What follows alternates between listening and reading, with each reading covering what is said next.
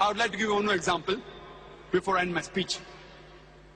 That for the past few months, those people who belong to the Indian subcontinent, and now it has spread internationally, you know of the issue of Sania Mirza. Have you heard of Sania Mirza? Wow, wow, mashallah. See, everyone knows. Why? Because of the media. Everyone knows of Sania Mirza. Why? Because of the media. And the media gave her publicity. You know why? Why? Because she was a Muslim. Not only because she was a Muslim, because she was a Muslim and wearing clothes, skirts and shorts. It happened so that last issue of Time magazine, I think it was the last week of September or the first week of October 2005, she came on front page, Sania Mirza front page, wearing a skirt and playing tennis. Why? You know why? All of us know. For the past couple of months, the media was giving a hype. The fatwa was there that what clothes she is wearing, the mini skirts, is haram. It is prohibited. And there's a big hue and cry. All the media, all the television channels going to Muslim ulamas and scholars, is it right or wrong? And most of them saying haram, haram, haram, and blowing it out of proportion. This is what the media does. It uses information and the way it presents it. So non-Muslim will think, what kind of a religion is this? There is a sportswoman and the religion is trying to stop her. What is there in Islam is haq, we can't change it. What is wrong is wrong. But how do you convey the message is important. Allah says in Surah Nahl, chapter number 16, verse number 125, Udu ila sabili rabbika bil hikmah wal ma'azat al hasna wajadilum billati hasan. Invite all to the way of thy Lord with wisdom and beautiful preaching, and argue with them and reason with them in the ways that are best and most gracious. When I was given the opportunity, I normally don't speak to the media. I've got my own reasons with the normal media, and I'll tell you why later on. I'll tell you why later on. But we normally have a weekly gathering in Bombay where I handle question and answer session. There are a few hundred people who gather there. And then this question was asked to me, and I told them that we should know how to reply to the media. My first question to the international media is that why are you going and asking the Muslim ulama, the Muslim shuyukh, the Muslim scholars, whether the clothes Sania Mirza is wearing is right or wrong? She is only 34th seed. How much?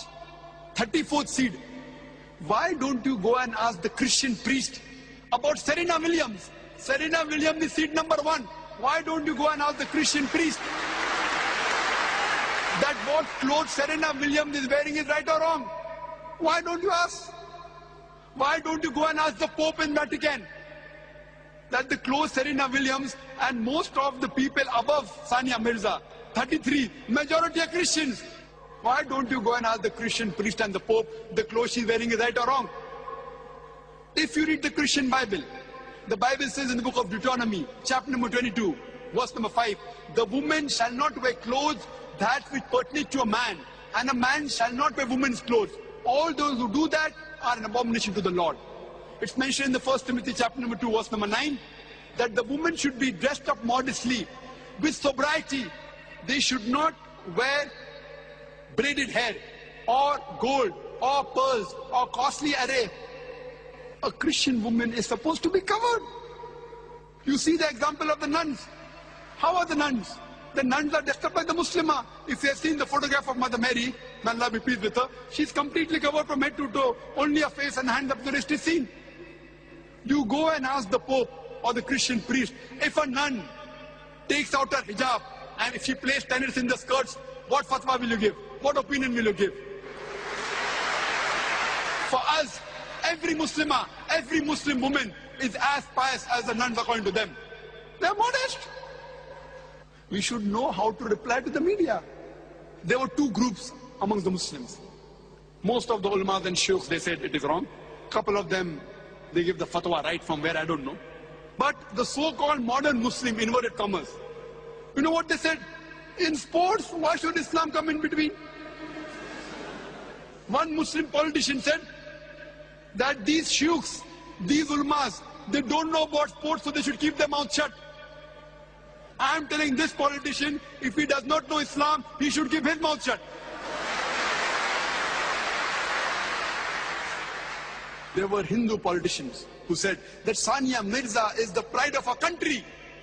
Any Indian who speaks against Sania Mirza is a Deshdrohi, is unpatriotic statements. I told that any person who supports the clothing of Sania Mirza is going against the Vedas. Because the Hindu Veda says in Rig Veda, book number 10, hymn number 85, verse number 30, the woman shall not wear clothes of the man and the man should not wear clothes of the wives. It's further mentioned in Rig Veda, book number 8, hymn number 33, verse number 19. It says that Brahma, Almighty God, has made you a woman, so lower your gaze and wear the veil. So in Hindu scripture, so wearing skirts is haram. So any Indian who's supporting wearing skirt, I told that Hindu politician is going against the Hindu scriptures. Turn the tables over. Why are we in the firing line? Why don't they ask the Hindus, is it an Indian culture? And further, there was another Hindu politician who said that this is international sports. All these politicians, they belong to the same, the Hindu, Muslim, Christian. Most of them, the birds of the same feather flock together. You know what did the Hindu politician, they said? It is an international sport. So you should maintain the dress code of the international sports. And people don't know that the clothes she wears, it improves the performance. I say, okay, I agree with you. We have to agree that the clothes that they prescribe, maybe the performance will be better. How much? 0.5%? 1%? Agree. Don't argue. But if we see in history, 20 years back, 25 years back, 15 years back, when women wore dresses while playing sports like badminton, they wore full dresses. Even today in Iran, women are wearing full dresses, wearing scarves and playing.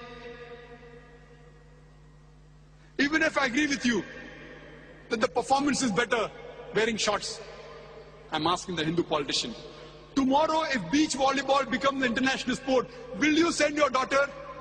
Will she wear bikinis?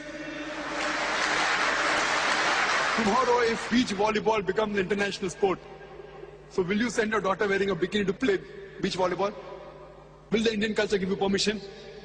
And we have to agree that in swimming, people wear less clothes so that they can perform better. That way the gents only wear a brief and the women they wear a bikini. But you have to understand and agree that if you wear no clothes, you will get the best performance. So will you prescribe the woman to swim nude? Why the double standards? You say, no, that is immodest. So your modesty level is here, our modesty level is here. Where is the cutoff point is important. What is modest for you is not modest for me. So why don't you prescribe that in swimming, the men and the women, they should swim nude? It will improve the performance, but no. They have the modesty level. So we should know how to reply and turn the tables over. Unfortunately, we are like sitting ducks. We have made ourselves a laughing stock in the media. Coming to the question, how should the ulamas reply? I am not against the ulamas because they aren't trained in the media. Normally, if someone asks me the Islamic viewpoint, what does Islam say about Sania Mirza being a sportswoman and she's wearing such clothes? Is it right or is it wrong? My reply would be, before I speak about Sania Mirza, I would like to tell you that there are Muslim gents who play cricket in Indian teams and the other teams. Many of them don't offer salah. Sahih Muslim says in the book of Salah that the difference between Iman and Kufr is Salah. Salah is the most important pillar after Tawheed. Very important. The biggest sin after Shirk is not offering Salah. So according to me, the Muslim gent sportsmen who play cricket and don't offer Salah are bigger sinner than Sania Mirza. At least Sania Mirza offers Salah.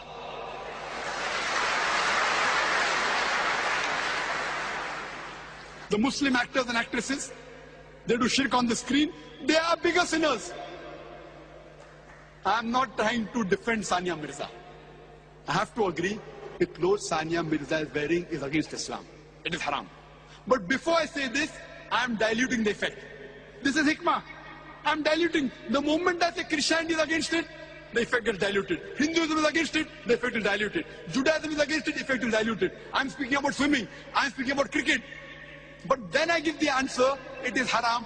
It goes down their throat very well. Otherwise, they cannot digest it. I'm saying that fine, at least Sania Mirza is offering salah. She is a lesser sinner than those Muslim cricketers who don't offer salah. Full day cricket, 5-day cricket without salah. Allah has given her hidayah to offer salah. Maybe tomorrow she will wear proper Islamic clothes, inshallah.